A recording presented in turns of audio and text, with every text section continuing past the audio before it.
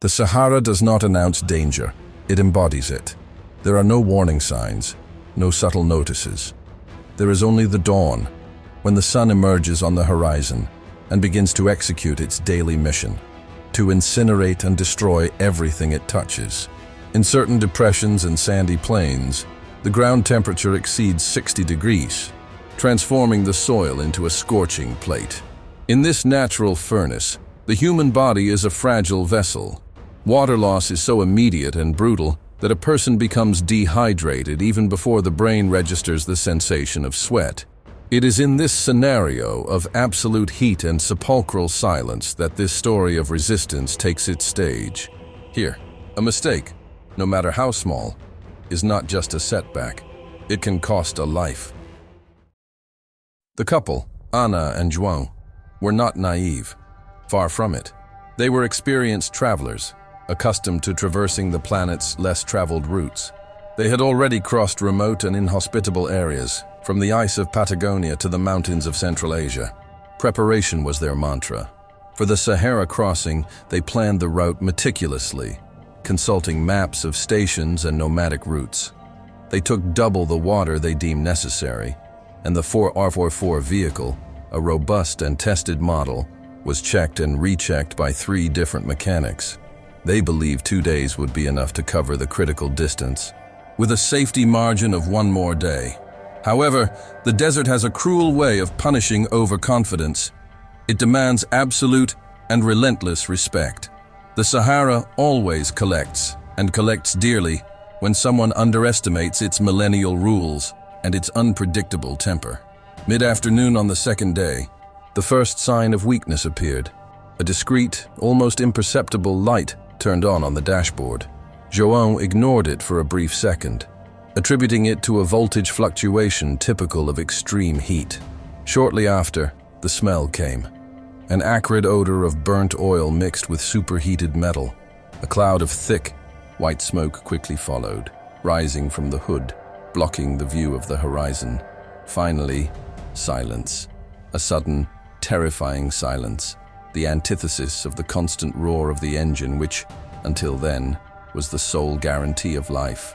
The vehicle, now a heavy iron trap, had died under the scorching sun, thousands of kilometers from any trace of civilization. The metal of the bodywork began to heat up at an impressive speed, becoming impossible to touch without being burned. The satellite phone, which should have been their lifeline, lost the signal. The map, which was once a promise of destination, became useless. They were hopelessly alone. And every minute of inaction, every minute stationary, consumed not only water and energy, but also the most precious and volatile resource, hope. The sun was at its zenith, a relentless eye in the sky. The little shade they managed to create, stretching a sheet between the car doors, was weak and offered only an illusory relief. The water, stored in gallons, had heated up to near boiling, becoming undrinkable and ineffective for hydration. The body began to silently collapse. The first symptoms appeared as subtle but relentless warnings. A fatigue not caused by effort, but by existence itself. A throbbing headache that seemed to squeeze their skull, and a constant dry mouth, where saliva was a distant memory. They still tried to maintain a conversation, a facade of normality, convinced that it would just be an uncomfortable wait until rescue or until the temperature dropped. Little did they know that the true danger, the invisible enemy called hyperthermia and dehydration, had not yet revealed its most brutal face. The dilemma was agonizing: move or wait. Walking under that sun meant expending the vital energy they had in scarce reserves, a high-risk gamble in an uncertain direction. Staying still was a slow death sentence. It was slowly cooking in the car's metal shell. They opted for logic. Wait until sunset, when the temperature was minimally bearable. It was a rational, studied, and dangerous decision. Dangerous because the heat, even indirectly, offered no truce, and inaction consumed their morale. The sun finally set, tinging the sky with reddish tones, but the thermal relief was insignificant. The ground, which had stored the heat of an entire day, remained hot, radiating a wave of hot air that made rest impossible. The wind, which they should have hoped would be a refreshing breeze, brought with it fine, abrasive sand that infiltrated everything: eyes, nostrils, mouth, and every pore of the skin. The silence of the night was absolute, a sonic void that amplified every thought, every fear. But the silence was illusory. Nocturnal animals, scorpions, vipers, desert foxes, circulated in the darkness, attracted by any sign of life or despair. Sleep was an unattainable luxury. The body could not rest when the mind was on maximum alert, processing the imminent threat. On the morning of the third day, the water was already dangerously low, with only a small, lukewarm volume remaining. Anna's lips were cracked and bleeding.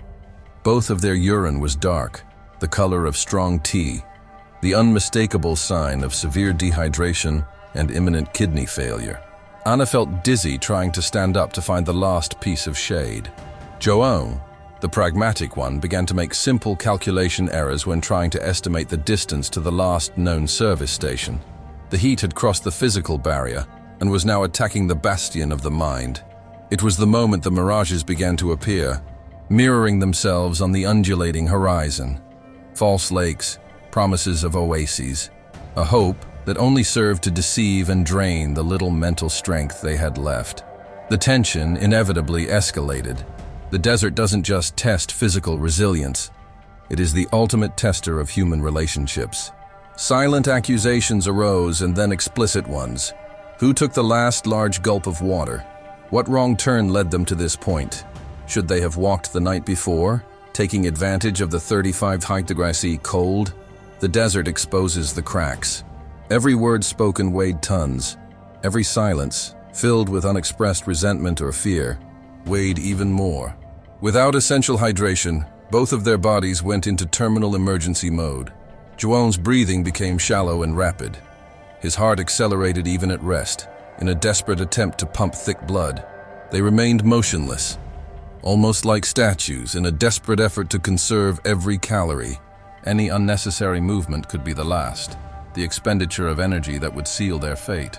The contrast between the biting cold of the night and the suffocating heat of the day confused the organism, throwing it into a cycle of constant thermal shock. The third night, dark and cold, seemed endless. The sun rose again on the fourth day, and with it, the certainty of a final sentence. Anna's body no longer obeyed. Her legs failed her when she tried to stand up. Joan's peripheral vision darkened, as if a black veil were closing over his eyes. At this point, Will no longer held power.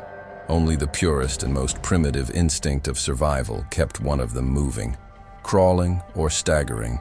Every step, every effort to signal, was an existential decision, to live or to fall forever into the sand. In desperation, they considered separation, a common idea in extreme situations. One goes for help, while the other stays in the car. It is, however, an often fatal strategy. Separating in the desert means almost certainly disappearing without a trace. With a last shred of lucidity, they decided to stay together.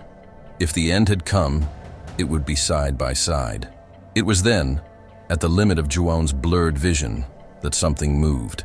It was not a mirage. It was not the deceptive sand. They were camels.